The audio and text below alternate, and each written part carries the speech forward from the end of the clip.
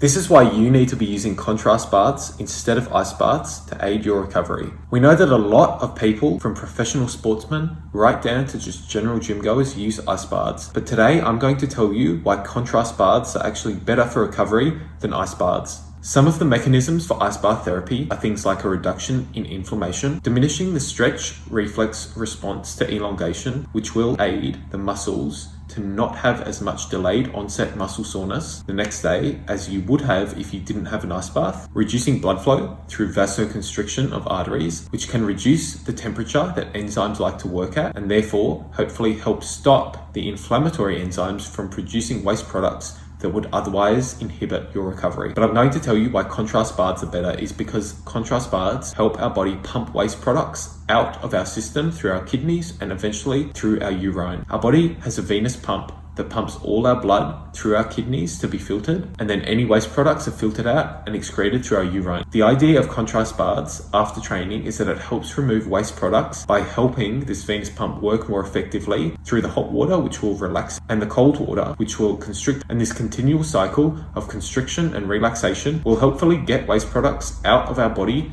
more quickly. In 2011, a group of scientists put together a research question that was, which form of contrast therapy will help rugby union players recover better? This was done through a variety of measures, including an anaerobic test over 300 meters and a phosphagen decrement test, which tells us how effectively the body is using the alactic energy system to help utilize phosphagen. All the rugby union players had 4 competition games over 4 weeks, with 2 training sessions per week. Players were assigned to one of 3 groups: contrast bath therapy, ice bath therapy, or passive rest. The ice bath was immersion in cold water for 5 minutes and the water was at 10 to 12 degrees centigrade. The contrast bath therapy went from the cold water into hot water, which was 38 to 40 degrees, and back again into the cold water 7 times. And the control group, that was the passive rest group. They had it easy and just rested. There was no significant difference in the anaerobic testing at baseline, meaning that all the players had a relatively similar fitness level at baseline, and any changes that were apparent